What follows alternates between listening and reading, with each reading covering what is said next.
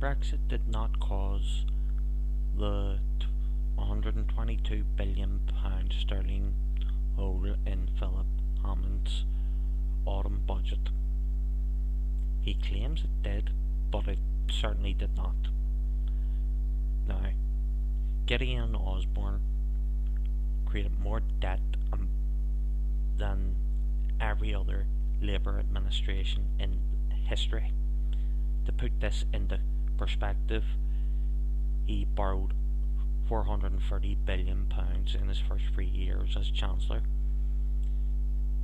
Alistair Darling and Gordon Brown combined borrowed £429.975 billion in 13 years, whereas Gideon borrowed more in just 3.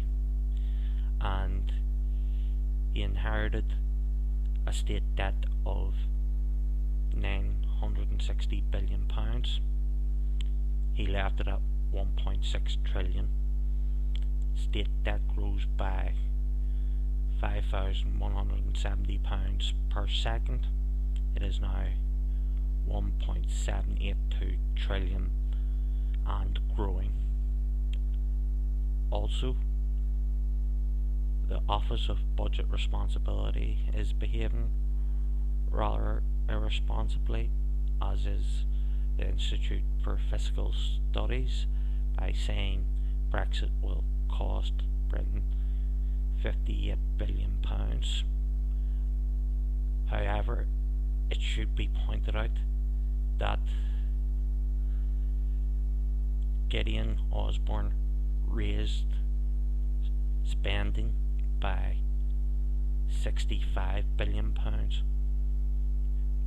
which more than covers the £58 billion which the IFS and OBR say Brexit is going to cost Britain. So there's that myth smashed, and in any case, Gideon Osborne could have invested that £65 billion in working class communities, knowing well that every pound spent in the public sector, 64p of it is spent back in the British economy.